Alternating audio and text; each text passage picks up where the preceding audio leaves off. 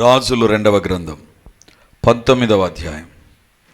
రాజులు 2వ గ్రంథం 19వ అధ్యాయం 19వ వచనాన్ని మనం యెహోవా మా దేవా, లోకమందున్న సమస్త జనులు నీవే నిజముగా అద్వితీయ దేవుడవైన యెహోవావని తెలుసుకున్నట్లుగా అతని చేతిలో నుండి మమ్మను రక్షించుము. మనము ధ్యానించేటువంటి అంశం ఏంటంటే, దేవుని బిడ్డలుగా మనము ఏ రకమైన ప్రార్థనలు చేయవలసిన వారంగా ఉంటున్నాం, ఏ రకమైన ప్రార్థనలు ప్రభు అంగీకరిస్తాడు, లేదా బైబిల్ ప్రకారం ప్రార్థన ఎలా చేయాలి, బైబిల్ ప్రకారం ప్రార్థన అనేటువంటిది ఎలా చేయాలి. So many times we take it for granted. నేను ప్రార్థన చేశాను అని మనం అనుకుంటాం, మంచిదే. కానీ బైబిల్ ప్రకారం ఏది దేవుడు కోరుతున్నటువంటి ప్రార్థన, అదే ఈరోజు మనం దేవుని యొక్క వాక్యంలో నుంచి చూడబోతుంటున్నాం. దేవుని బిడ్డగా వాక్యములో ఏ రకమైన ప్రార్థన ఉంది, ఎలా బైబిల్ ప్రకారము మనం ప్రార్థన చేయాలి అనే అంశాన్ని మనం ధ్యానం చేయబోతున్నాం. ఈ యొక్క భాగం యొక్క పూర్వపరాలు మీకు నేను తెలియజేస్తాను. ఈ యొక్క ప్రార్థన చేసింది హిజ్కియా అనేటువంటి రాజు ప్రార్థన చేశాడు.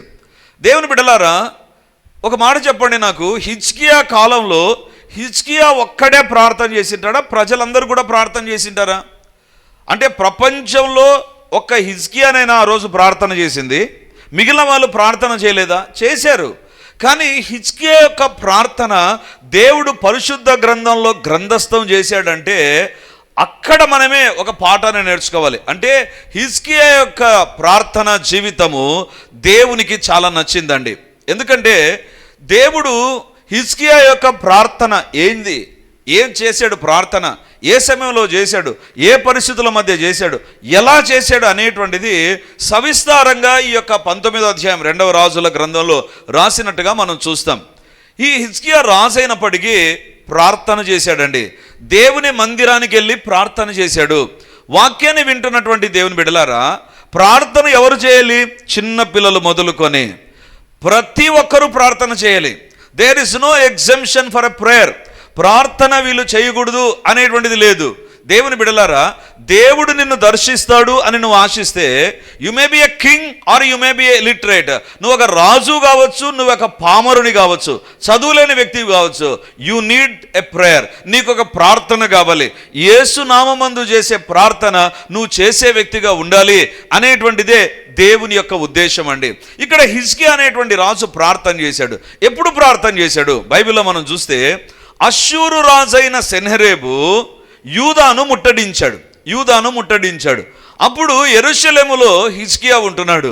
ఇప్పుడు ప్రార్థన చేసే సమయం వచ్చింది. ఎందుకంటే ఈ యొక్క అష్షూరు రాజు సెన్హెరీబు మామూలు వ్యక్తి కాదండి. రాజు మామూలుగా యుద్ధం చేస్తాడు అంతే. కానీ ఈ రాజు చాలా ప్రత్యేకమైన రాజు. ఏ రకంగా మాట్లాడతాడు, ఎలాంటి వ్యక్తో తర్వాత మీకు నేను చూపిస్తాను. మామూలుగా రాజులు నేరుగా యుద్ధానికి వచ్చేస్తారు అంతే. ఇప్పుడు ప్రపంచవ్యాప్తంగా యుద్ధ వాతావరణం ఉంది కదా. సో యుద్ధం ఏ రకంగా జరుగుతుందండి? 2 రాజ్యాల మధ్య 2 దేశాధినేతలు నిర్ణయం తీసుకుంటారు, యుద్ధం చేయాలి, ఈ రాత్రి యుద్ధం చేయాలి, ఈ రాత్రి యుద్ధాన్ని మనము ప్రారంభించాలి. దట్స్ ఆల్, యుద్ధం జరిగిపోతుంది. కానీ సెన్హెరీబు చేసినటువంటి యుద్ధము చాలా విచిత్రమైన యుద్ధం. హిజ్కియాను ఎగతాళి చేస్తాడండి. హిజ్కియా ఆ ప్రార్థన చేస్తుండగా ప్రవక్త దగ్గరికి పంపగా భయపడి హిజ్కియా ప్రవక్త అయిన ఆ ప్రాంతంలో ఉన్నటువంటి ప్రవక్త దగ్గరికి హిజ్కియా వార్త పంపుతాడు. ఇదిగో సెన్హెరీబు వస్తున్నా అంట, నాకు భయం వేస్తుంది, ప్రార్థన చేయ ఒక ప్రవక్త అని. ఆ సమాచారము ఈ యొక్క సెన్హెరీబుకు తెలిసే సెన్హెరీబు ఎగతాళి చేసినటువంటి రాజు. దేవుని బిడ్డలారా, యుద్ధం చేసే రాజు కాదు ఈయన. ఎవరైనా ప్రార్థన చేస్తుంటే ప్రార్థన చేసిన వారిని ఎగతాళి చేసేటువంటి రాజు ఈయన. దేవుని బిడ్డలారా, నీవు ప్రార్థన చేస్తుండగా నీ యొక్క జీవితంలో ఎగతాళి చేసే వాళ్ళు ఉంటారు. ఎందుకు తెలుసా? సాతానుకు తెలుసు నువ్వు జవాబు పొందుకునే సమయం ఆసన్నమైందని. అందుకే ఎగతాళి చేయడం ప్రారంభిస్తాడు. లేదా ప్రజలు ఏదో ఒక మాట అంటారు, సడన్గా మనం కృంగిపోవడానికి, సడన్గా మన జీవితాల్లో నిరాశ నిస్పృహలు రావడానికి ఏదో ఒక మాట, అనకూడనే మాట, మన హృదయాన్ని కుచ్చుకునే మాట, మనల్ని రంపపు కోత గురి చేసేటువంటి మాటలు మాట్లాడడం ప్రారంభిస్తారు. That is an indication that your God is ready to answer you. దేవుడు నీకు జవాబు ఇవ్వబోతున్నాడు అనేటువంటి సత్యాన్ని మనం తెలుసుకునేటువంటి సమయము ఆసన్నమైంది. దేవుని బిడ్డలారా, హిజ్కియా రాజు ఎలాంటి రాజును ఎదుర్కొన్నాడు తెలుసా? ఎగతాళి చేసే రాజు. ప్రార్థన చేస్తుంటే నీ దేవుడు సహాయం చేస్తాడా? ఏం మిగతా రాజులకు వాళ్ళ దేవుళ్ళు లేక వాళ్ళు ప్రార్థన చేయలేదా? నీవొక్కనివే పెద్ద ప్రార్థన చేసే వ్యక్తివి, ప్రవక్తను ఆశ్రయించే వ్యక్తివి, నీ దేవుడు సహాయం చేసే వ్యక్తి అని ఎగతాళి చేయడం ప్రారంభించాడు. దేవుని బిడ్డలారా, అతనికి సైన్యము ఎక్కువే, జయాలు ఎక్కువే, ఎగతాళి కూడా ఎక్కువే. దేవుని బిడ్డ అయిన హిజ్కియాను ఎగతాళి చేయడం ప్రారంభించాడు. నీవేం చేస్తావు? నీ వలన ఏమవుతుంది? దేవుని బిడ్డలారా, హిజ్కియా రాజు మొదలుకొని ప్రజలు మొదలుకొని ప్రతి ఒక్కరూ భయపడడం ప్రారంభించారు. ఒకే ఒక వ్యక్తి భయపడలేదు, ప్రవక్త అయిన యెషయా భయపడలేదు. దేవుని బిడ్డలారా, ఈరోజు దేవుడు మనతో మాట్లాడుతున్న మాట ఏంటంటే, ప్రార్థన చేసే వ్యక్తి ఎలాంటి వ్యక్తిగా మారతాడు తెలుసా? భయపడనటువంటి వ్యక్తిగా మారతాడు. ప్రార్థన చేయనటువంటి వ్యక్తి భయపడేటువంటి వ్యక్తిగా మారతాడండి. ఎందుకు రాత్రిలో మనం ప్రార్థన చేయాలి? ప్రార్థనకని ఎందుకు రావాలి? ప్రార్థన చేసే వ్యక్తి భయపడ్డు సాతాను భయపెడతాడు. ప్రార్థన చేయనటువంటి వ్యక్తి ప్రతి విషయంలో భయపడతాడండి, ప్రతి విషయంలో భయపడతాడు. ఈరోజు దేవుని యొక్క వాక్యంలో నుంచి ఏ రకంగా హిజ్కియా ప్రార్థన చేశాడు, హిజ్కియా ప్రార్థనలో ఉన్నటువంటి ప్రత్యేకత ఏంటి, బైబిల్లో ప్రార్థన ఏ రకంగా ఉండాల్సింది అనేటువంటి హిజ్కియా దగ్గర మనం నేర్చుకోవచ్చు అండి. సో మొదటి భాగంలోనికి వస్తాను చూడండి. అదే రాజులు 2వ గ్రంథం, రాజులు 2వ గ్రంథం 19వ అధ్యాయం 11వ వచనాన్ని మనం చదువుకుందాం. ఇదిగో అష్షూరు రాజులు సకల దేశములను బొత్తిగా నశింపజేసిన సంగతి నీకు వినబడినది కదా, నీవు మాత్రము తప్పించుకొందువా? 12వ వచనం. నా పితరులను నిర్మూలన చేసిన గోజాను వారు కానీ, హారాను వారు కానీ, రెచేపులు కానీ, తెలస్సారులో నిండిన ఏదేనీయులు కానీ తమ దేవతల సహాయము వలన తప్పించుకొనిరా. హమాతు రాజు ఏమాయను, అర్ఫాదు రాజును, షెపర్వాయుము, హేనా, ఇవ్వా అను పట్టణముల రాజులను ఏమైరి. చాలు. 14వ వచనం. హిజ్కియా దూతల చేతిలో నుండి ఆ ఉత్తరము తీసుకొని చదివి యెహోవా మందిరములోనికి పోయి. చాలు. ఏంటి బ్యాక్గ్రౌండ్? ఇందాక చెప్పాను కదా, ఈ యొక్క సెన్హెరీబు రాజు ఒక ఉత్తరాన్ని రాసి పంపించాడు. హిజ్కియా, నువ్వు ఏదో యుద్ధం చేయమంటే భయపడి ప్రార్థన చేస్తుంటున్నావు, ఏమనుకుంటున్నావు నువ్వు నాతో యుద్ధం చేయడం అంటే అని 11వ వచనం ఏమంటాడు చూడండి. ఇదిగో అష్షూరు రాజులు, అంటే ఇతడు అష్షూరు ప్రాంతానికి సంబంధించినటువంటి వ్యక్తి. కాబట్టి మా బ్యాక్గ్రౌండ్ ఏంటి తెలుసా? మేము అష్షూరు రాజులం ఎవరని తెలుసా? సకల దేశములను బొత్తిగా నశింపజేసిన సంగతి నీకు వినబడింది కదా. నేనే కాదు, నా పూర్వీకుల పరిస్థితి ఏమనుకున్నావు? మా యొక్క పూర్వీకులందరూ పొయ్యి యుద్ధం చేసి జయాన్ని సాధించినటువంటి వారు. మాతో నువ్వు ఏం చేస్తున్నావు? యుద్ధానికి వస్తున్నావు. అష్షూరు రాజులు జయించేవారే, అష్షూరు రాజులు ఓడించేటువంటి వారే, అష్షూరు రాజులు బంధించేవారే. We don't have any failure of a record. మా దగ్గర ఓడిపోయిన దాఖలాలు లేవు. మాతో యుద్ధం చేస్తున్నాను, మర్చిపోవద్దు. That is the first. రెండవదిగా ఏమంటున్నాడు చూడండి, సకల దేశములు 11. ఇదిగో అష్షూరు రాజులు సకల దేశములను బొత్తిగా నశింపజేసిన సంగతి నీకు వినబడింది కదా, నీవు మాత్రము తప్పించుకొందువా? సకల దేశాల్లో ఉండేటువంటి వారిని మేము చేయిస్తూ పోతున్నా, నువ్వు ఎలా తప్పించుకుంటావు? నువ్వు ఎలా తప్పించుకుంటావు? అష్షూరు రాజు పలికితున్న మాట, అష్షూరు రాజు మాట్లాడుతున్న మాట, సకల దేశములు బొత్తిగా నశింపజేసాం మేము, నువ్వేం తప్పించుకుంటావు? నువ్వెక్కడ తప్పించుకుంటావు? You will be one among them. నువ్వు వారిలో ఒకనిగా మారిపోతావు అని మాట్లాడుతున్నాడు. రెండవదిగా చూడండి, రాజుల 2వ గ్రంథం 19:12. నా పితరులు నిర్మూలము చేసిన గోజాను వారును, హారాను వారు కానీ, రెజుపులు కానీ, తెలషారులో నుండిన ఏదేనీయులు కానీ తమ దేవతల సహాయం వలన తప్పించుకొనిరా.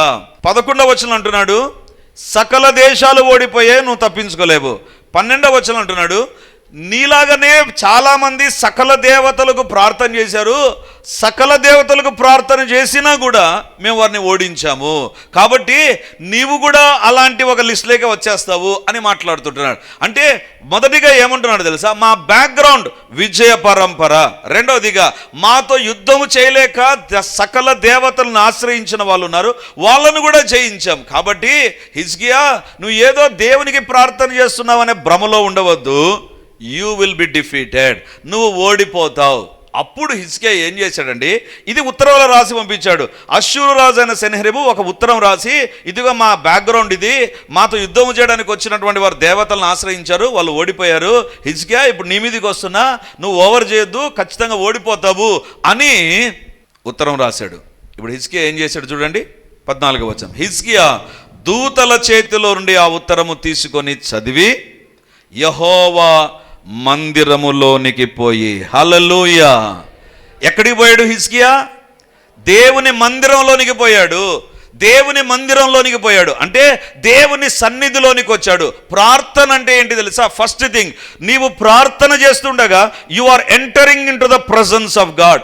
దేవుని సన్నిధానంలోనికి అడుగు పెడుతున్నావు. ప్రార్థన అంటే ఏదో ఒక స్థలంలో కూర్చున్నటువంటి వ్యక్తివని కాదు, లేదా ఒక మందిరంలో ఉన్నటువంటి వ్యక్తివనే కాదు. You are entering in to the presence of God. దేవుని సన్నిధిలోకి నువ్వు ప్రవేశిస్తుంటున్నావు. ప్రార్థన అనేటువంటిది గుర్తుంచుకోండి. ఇది గుర్తుంచుకుంటే నీ ప్రార్థన చాలా బలంగా ఉంటుందండి. నీ ప్రార్థన చాలా బలంగా ఉంటుంది. మా ఇంట్లో ప్రార్థన చేస్తున్నా, మా ఇంట్లో వాళ్ళందరూ నిద్రపోతులు, తాగుబోతులు, మా ఇంట్లో వాళ్ళందరూ ప్రార్థనకు నచ్చదు, వాళ్ళకు ప్రార్థన చేసుకోరు, ప్రార్థన ఎగతాళి చేస్తారు. ఈ మైండ్ సెట్తో మనం ప్రార్థన చేస్తూ ఉంటామండి. కానీ హిజ్కియా ఏం చేశాడు తెలుసా? ఎప్పుడైతే సెన్హెరీబు ఎగతాళి చేయడం ప్రారంభించాడో, తన హిస్టరీ గురించి చెప్పాడో, దేవుని సన్నిధానంలోనికి పోయాడు. ప్రార్థన అనేటువంటిది ఏంటి తెలుసా? It will direct you in to the presence of God. సెన్హెరీబు చేసేటువంటిది ఏంటి తెలుసా? He is directing him to the defeat. సెన్హెరీబు ఎక్కడికి నడిపిస్తున్నాడు తెలుసా? ఓటమి దగ్గరికి నడిపిస్తున్నాడు. చరిత్ర అంతా చెబుతుంది, మేము ఎక్కడికి యుద్ధం పోయినా ఓటమే. కాబట్టి సెన్హెరీబు ఓటమి దగ్గరికి నడిపిస్తూ ఉండగా హిజ్కియా ఓటమి దగ్గరికి కాదు వెళ్ళేది, దేవుని సన్నిధానంలోనికి వెళ్ళాడు. What is a prayer? You will not accept the defeat, you will B entering in to the presence of God. ప్రార్థన అంటే ఏంటి తెలుసా? ప్రజలు ఏం చెప్పారు, లేకపోతే నీ గురించి ఏమని మాట్లాడుతున్నారు, నీ గురించి ఏమని ప్రచారం జరుగుతుంది, నీ గురించి ఏమని తప్పుడు సమాచారాలు వస్తున్నాయి, you don't bother about that, you will be entering into the presence of God. దేవుని సన్నిధానంలోనికి ప్రవేశించడమే ప్రార్థన. నమ్మిన వారు గట్టిగా ఆమేన్ అంటారు. ఆమేన్. ఈ రాత్రి ప్రార్థన చేయడం అంటే ఏంటి తెలుసా?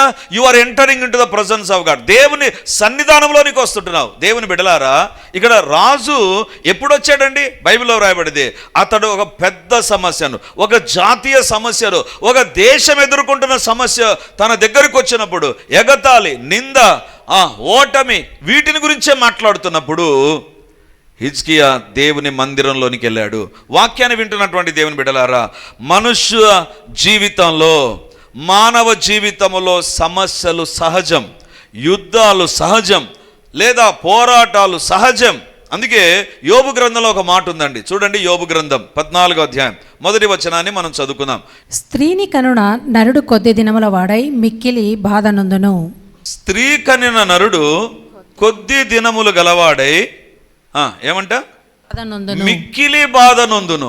అంటే మనుష్య జీవితంలో ఏముంటుంది తెలుసా? కొన్ని దినాలే, కొన్ని సంవత్సరాలే, కొద్ది కాలమే మనుష్య జీవితము. కానీ అందులో ఏముంటుంది తెలుసా? బాధ అనేటువంటిది ఉంటుంది, సమస్యలు అనేటువంటివి ఉంటాయి. కానీ అప్పుడు ఎవరైతే సమస్యల మధ్య దేవుని దగ్గరికి వెళతారో, లేదా దేవుని సన్నిధానంలోనికి ఎంటర్ అవుతారో, they will be a blessed people. వారు ఆశీర్వదించబడినటువంటి ప్రజలు. వాక్యాన్ని వింటున్నటువంటి దేవుని బిడ్డలారా, ఈరోజు దేవుడు మనతో మాట్లాడుతుంటున్నాడు. సమస్య నీ తలుపు తడుతుండగా, లేకపోతే ఒక కష్టం నీ దగ్గరికి వస్తుండగా, లేదా ఒక వ్యాధి నీ దగ్గరికి వస్తుండగా, what you are suppose to do? నువ్వు ఏం చేయాలి తెలుసా? Enter in to the presence of God. దేవుని బిడ్డలారా, ఆ సన్నిధిలోకి నువ్వు వెళ్ళాలి, ఆ దేవుని సన్నిధిలోకి నువ్వు వెళ్ళాలి. సమస్యల సన్నిధిలో నుంచి, నీ యొక్క శరీరంలో సమస్యలు ఉండవచ్చు, నీ తలంపుల్లో సమస్యలు ఉండవచ్చు, నీ ఇంటి చుట్టూ సమస్యలు ఉండవచ్చు.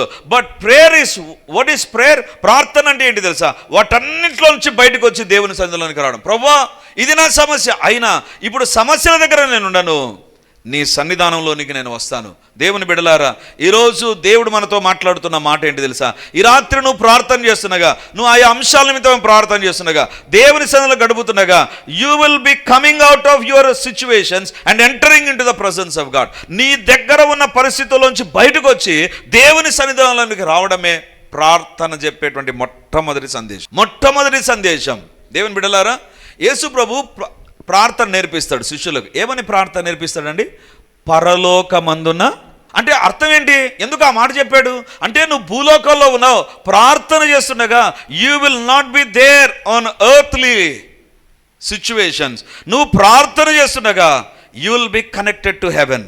పరలోకానికి నువ్వు కనెక్ట్ అయిపోతావు, పరలోకానికి నువ్వు అనుసంధానం చేయబడతావు. ప్రార్థన అంటే ఏంటి తెలుసా? మోకాళ్ళ పైన నిలబడి ప్రభువా సహాయం చేయి అడగడం ప్రార్థన అనుకుంటావు.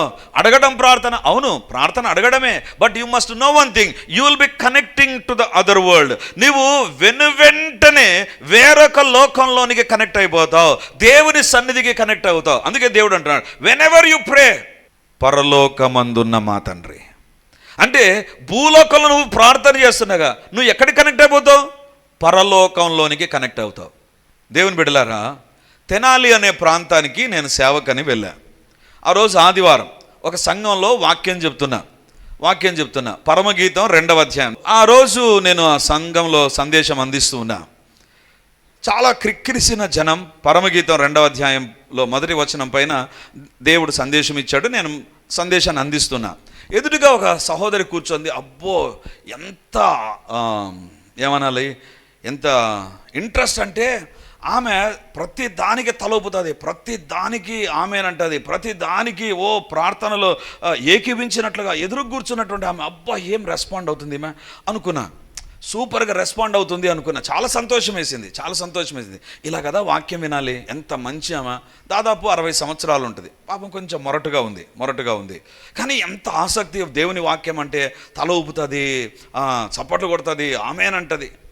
చాలా బాగుంది. ప్రార్థన చేస్తుండగా ప్రార్థనలో కూడా ఏకీవించింది, గట్టిగా ప్రార్థనలో ఏకీవించింది. ప్రార్థన అయిపోయింది. చర్చి సర్వీస్ కదంటే నేను పక్కన కూర్చున్నాను. చర్చ్ సర్వీస్ అయిపోయిన తర్వాత పాస్టర్ గారు అనౌన్స్ చేశారు, ఇప్పుడు మన మధ్య దైవ సేవకులు వచ్చారు, ఎవరైనా ప్రార్థన చేసుకోవాలంటే రండి అన్నారు. రండి అంటున్నా కానీ నేను ఇట్లా సైడ్లో, చర్చెస్లో సైడ్లో కూర్చోబెడతారు కదా, అక్కడ నేను కూర్చొని ఉంటే అందరు అక్కడికి వస్తుంటే ఈమె చాలా వేగంగా అందరిని నెట్టుకుంటూ పక్క జరగండి, నేను పోవాలా, ప్రార్థన చేసుకోవాలా అని చాలా వేగంగా అందరినీ తోసుకుంటూ వచ్చేసింది. నాకు అనిపించింది, అబ్బా ప్రార్థన అంటే కూడా ఏమి ఇంట్రెస్ట్, వాక్యం అంటే ఇంట్రెస్ట్, ఇప్పుడు ప్రార్థన కూడా ఎంత ఇంట్రెస్ట్ ఈమెకు, సూపర్ ఈమె అనుకొని ఆమె వైపే చూస్తున్నా. నేరుగా వచ్చి అందరిని నెట్టి పడేస్తుంది. పక్కన జరగండి నేను ప్రార్థన చేసుకోవాలి.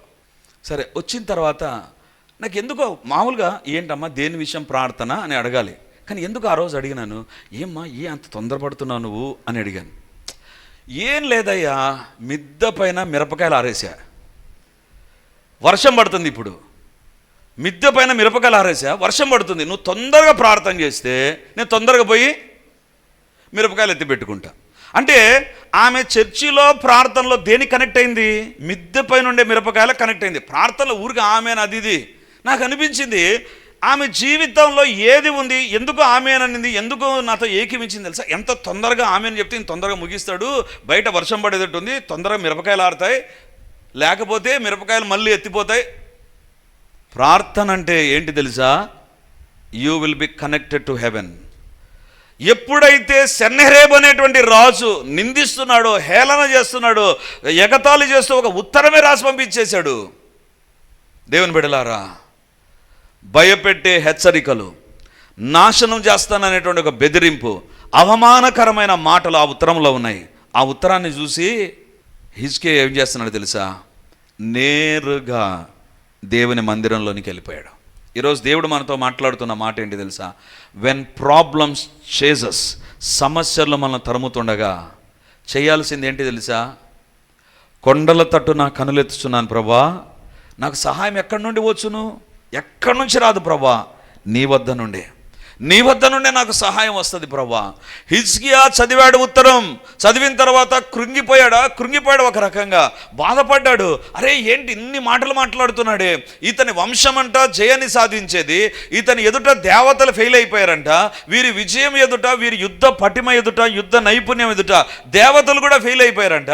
ఇప్పుడు నా మీదకి వచ్చాడు, ఇప్పుడు ప్రజలందరూ వణికిపోతున్నారు. యెషయా గ్రంథంలో వ్రాయబడి ఉంటుంది, ఆకులు కదిలినట్టుగా మా హృదయాలు కదిలిపోయాయి. ఈయన చెప్పిన మాటలు విన్నప్పుడు ఆకులు కదిలినట్టుగా మా హృదయం కదిలిపోతుంది. కానీ అందరి హృదయాలు కదులుతూ ఉండగా హిజ్కియా నేరుగా దేవుని సన్నిధిలోనికి వెళ్ళిపోయాడు. దేవుని బిడ్డలారా, వాట్ ఈస్ ప్రేయర్?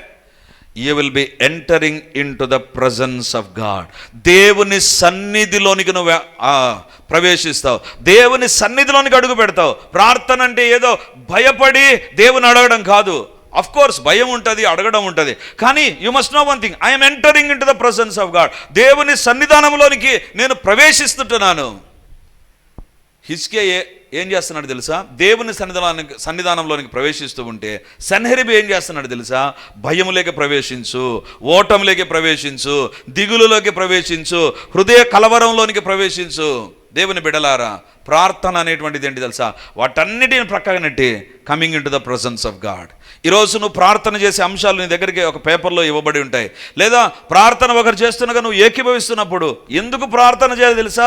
నువ్వు ఎందుకు దేవుని దగ్గర మొరపెట్టాలి తెలుసా? నీవు ప్రార్థనలో దేవుని సన్నిధిలోనికి అడుగు పెడుతున్నావు. ప్రార్థన అనేటువంటిది దేవుని సన్నిధిలోనికి అడుగు పెడుతున్నావు. వెన్ యు నో దిస్, ఇది అర్థమైనప్పుడు ప్రార్థన నీ జీవితంలో చాలా ఇంపార్టెంట్గా మారిపోతుంది. ప్రార్థన, సరే ప్రార్థన చేసుకుందాంలే, చేద్దాంలే, తొందర ఏముంది, మళ్ళీ చేసుకుందాంలే. ఏమంత తొందర ఎందుకంటావు తెలుసా? నీకు తెలియడంలే. ప్రార్థన అంటే ఏదో అడగడం అనుకుంటున్నావు, ప్రార్థన అంటే మాట్లాడడం అనుకుంటున్నావు, ప్రార్థన అంటే కొద్ది సమయం గడపడం అంటున్నావు. కాదు, ప్రార్థన అనేటువంటిది దేవుని సన్నిధానంలోనికి నువ్వు అడుగు పెడుతున్నావు. దేవుని సన్నిధానంలోకి అడుగు పెడుతున్నావు. ఎప్పుడైతే తలంపుతో, ఆ జ్ఞానంతో నువ్వు అడుగు పెట్టి ప్రార్థన చేస్తావో సాతానుకు భయం వస్తుందండి. అందుకే సాతాను ఏం చేస్తాడు తెలుసా? నీవు ఎక్కడ దేవుని సన్నిధానంలో అడుగు పెడతావు అని ముందుగానే ఓటమి దగ్గరికి, నా కథ చూడు, నేనేం చేశానో చూడు, నా పూర్వీకులు ఏం చేశారో చూడు, ఇతరులు సకల దేవతల దగ్గర ప్రార్థన చేశారు, ఏం కాల, నువ్వేం చేస్తావు? ఎందుకు తెలుసా? ఇవంతా ఒకే ఒక దాని దగ్గర నడిపిస్తుంటున్నాయి. నీవు దేవుని సన్నిధానంలో కాకుండా వేరొక దాంట్లోకి ఎంటర్ కా. ఈ రాత్రి ప్రార్థన చేస్తుండగా సాతాన్ అంటాడు, వాళ్ళు ప్రార్థన మొదలుపెట్టారు, ఇప్పుడు నువ్వు ఎక్కడ ఎంటర్ కావాలి? నిద్రలోకి. వాళ్ళు ప్రార్థన చేస్తున్నారు కాబట్టి ఇప్పుడు ఏం చేయాలి? చైర్లో కూర్చోకు, పడుకో, కింద పడుకొని బాగా నిద్రపో, లేదా జాకీ పెట్టి ఇంకా పడుకో. ఎవ్వరు కదలరు. ఎప్పుడన్నా ఆమెననిపిస్తుంది ఆమెనను. ఎందుకు అలాంటి తలంపు మనకు వస్తాయి తెలుసా? We're not thinking that we're entering in to the presence of God. ప్రార్థన అంటే దేవుని సన్నిధానంలోనికి అడుగు పెట్టడం. అందుకే కీర్తనకారుడు ఏమంటాడు తెలుసా? చూడండి, 50వ కీర్తన 15వ వచనం. ఆపత్కాలమున నీవు నన్ను గూర్చి మొరపెట్టుము, నేను నిన్ను విడిపించెదను, నీవు నన్ను మహిమపరచెదవు. చాలు, ఏమంటున్నాడు? ఆపత్కాలమున నీవు నన్ను గూర్చి మొరపెట్టుము, నేను నిన్ను విడిపించదను. ఇప్పుడు అంటున్నాడు రెండు కాలాలు ఉన్నాయి. ఒకటి ఆపత్కాలం, రెండోదిగా ఆపత్కాలంలో దేవుని కాలం ఒకటి ఉంది, అదే ప్రార్థన. ఆపత్కాలంలో దేవుని కాలం ఒకటి ఉంది. దేవుని బిడ్డలారా, ఈరోజు దేవుడు అడుగుతుంటున్నాడు, ప్రతి ఒక్కరి జీవితంలో ఒక సమస్య ఒక ఆపత్కాలమే, ప్రతి సవాలు ఒక ఆపత్కాలమే. ప్రజలు చెప్పే ప్రతి మాట, ప్రజలు మనకు వేసే ప్రతి నింద, ప్రజలు వేసే ప్రతి ప్రశ్న మనకు ఒక ఆపత్కాలమే. కానీ ఆపత్కాలములో నుంచి దేవుని కాలంలోనికి రావడమే.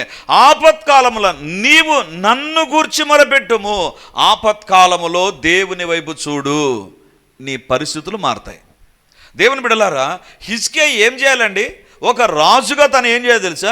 ఎప్పుడైతే ఈ లెటర్ చదివాడో వెంటనే సైన్యాధిపతులను పిలిపించు, సైనిక అధికారులను పిలిపించు, ప్లాన్ చేద్దాం, ఈయన ఇలాంటి వాడంట, ఈయన సైన్యం ఈ రకంగా ఉందంట, మనం ఏ రకంగా అటాక్ చేయాలి అనేటువంటిది యుద్ధనీతి అనేటువంటిది రాజుకు ఉండాల్సిన ప్రైమరీ రోల్ అండ్ రెస్పాన్సిబిలిటీ.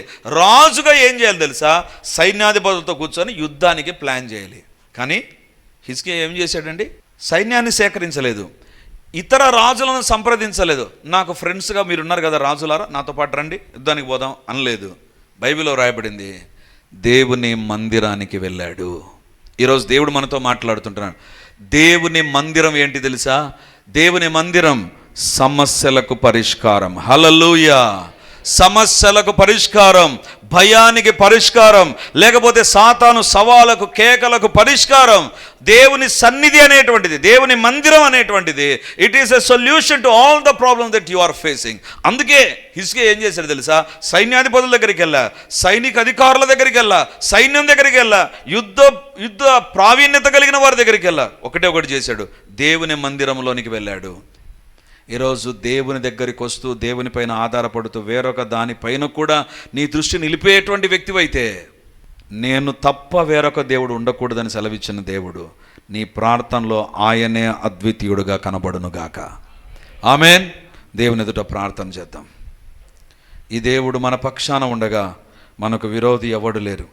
నీ సన్నిధిని బట్టి నా కుటుంబము దీవించబడాలి, నీ సన్నిధిని బట్టి నాకు ఆరోగ్యం కలగాలి, నీ సన్నిధిని బట్టి నా సమస్యలు తొలగిపోవాలి, నీ సన్నిధిని బట్టి సెన్నెరేబులు నా ఎదుట ఉన్న ప్రతి సెన్నెరేబు వెనుకకు వెళ్ళాలి.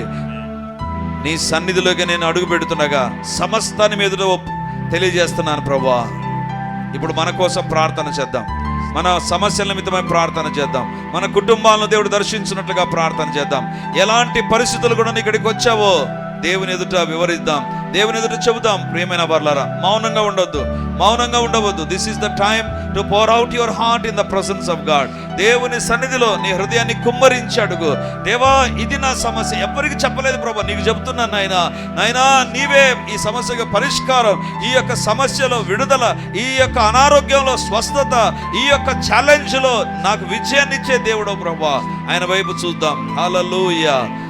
అద్వితీయుడు ఆయన తప్ప వేరొకరు ఇంకెవ్వరు లేరు, ఆయనకు ఆయనే సాటి. కాబట్టి అద్వితీయుని వైపు చూస్తూ ప్రార్థన చేద్దాం, అద్వితీయ దేవుని సన్నిధిలోకి ప్రవేశిద్దాం, అద్వితీయ దేవుని సహాయాన్ని కోరుదాం, అద్వితీయ దేవునికి మన ప్రార్థన తెలుపుదాం. తండ్రి, పరిచర్య కొరకు ప్రార్థన చేయబోతుండగా మీరే మాతో ఉండండి. లైవ్ లో ఏకీవించిన వారిపైకి నా దేవుని యొక్క ఆత్మ ఇప్పుడు దిగివచ్చును గాక. ఇప్పుడే దైవాత్మ దిగివచ్చును గాక. వారి శరీరాలకు ఆరోగ్యం కలుగును గాక, బలము శక్తి కలుగును గాక, స్వస్థత విడుదల కలుగును గాక, అపవాది క్రియలు లయమగును గాక, అంధకార శక్తులకు బంధకాలు తెగిపోవును గాక, తప్పుడు వ్యక్తులకు అధికారము క్యాన్సల్ అయిపోవును గాక, దేవ కోర్టు కేసుల్లో విజయం కలుగును గాక, వారి ఆస్తి వారికి దక్కును గాక, వారి పక్షాన అద్భుతములు జరుగును గాక. దేవా, మీ కార్యాలు మీరు చేసినందుకు వందనాలు, వందనాలు, వందనాలు.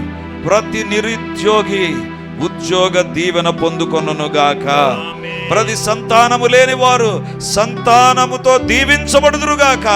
విడిపోయిన కుటుంబాలు తిరిగి ఏకమగునుగాక. ప్రతి మాంత్రిక ప్రయోగాలు విచ్ఛిన్నమగునుగాక. కుటుంబాలు తిరిగి ఏకమగునుగాక, ఏకమగునుగాక, ఏకమగునుగాక, ఏకమగునుగాక. దైవాత్మ ఇప్పుడు పనిచేయునుగాక. ఎక్కడెక్కడ దైవ ఆత్మ పనిచేయాలో దుష్ట శక్తుల పైన, వ్యక్తుల పైన ఇప్పుడే పనిచేయునుగాక. స్తోత్రము తండ్రి. ప్రతి రాతి హృదయము పగిలిపోవునుగాక, మాంసం హృదయముగా మార్చబడునుగాక. స్తోత్రము తండ్రి, స్తోత్రము తండ్రి, స్తోత్రము తండ్రి.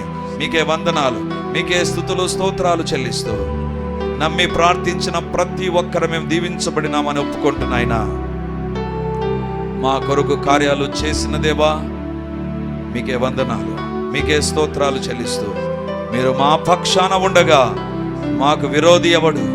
మీరు మా పక్షాన ఉండగా మాకు వ్యతిరేకంగా రూపొందించబడిన ప్రతి ఆయుధము వ్యర్థమైపోయి ఉండగా వందనాలు చెల్లిస్తూ, మాకు కాదు దేవా, మాకు కాదు, సమస్త మహిమ ఘనత మీకు ఆరోపించుకుంటూ యేసు నామమున అడుగుచున్నాము తండ్రి, ఆమేన్. వాక్యాన్ని వింటున్నటువంటి దేవుని బిడ్డలారా, ప్రార్థన టీవీలో వాక్యాన్ని వింటున్న దేవుని బిడ్డలారా, ఈ యొక్క లైవ్ కార్యక్రమాలు చూస్తున్న దేవుని బిడ్డలారా, మీకందరికీ ఒక ప్రత్యేకమైన ప్రకటన ఇప్పుడు నేను తెలియజేస్తున్నాను. ఈ ఆదివారం నుంచి ప్రతి ఆదివారం రిడీమర్లో 3 ఆరాధనలు జరుగుతాయి. మొదటి ఆరాధన 8 గంటలకు, రెండవ ఆరాధన 10:30కు, మూడవ ఆరాధన సాయంత్రం 7 గంటలకు. సో ఈ 3 ఆరాధనలో ఇక ప్రతి ఆదివారం ఒక్కొక్క సర్వీసులో ఒక్కొక్క దేవుని నామాన్ని మనం ధ్యానం చేయబోతున్నాం. వేల కొలది దేవుని నామాలను గురించి మనము చూస్తాం బైబిల్లో. కాబట్టి దేవుని బిడలమైతే మనం ఎల్లప్పుడూ దేవుని నామాన్ని స్మరిస్తూ ఉండాలి, ఎల్లప్పుడూ దేవుని నామాన్ని స్మరిస్తూ ఉండాలి. సో కాబట్టి ఈ యొక్క వాక్యాన్ని ఆధారం చేసుకొని ప్రతి ఆదివారం 3 ఆరాధనలు దేవునికి సంబంధించిన వివిధ నామాలు, దైవ నామ ధ్యానాలు అనేటువంటిది మనం కలిగి ఉండబోతున్నాం.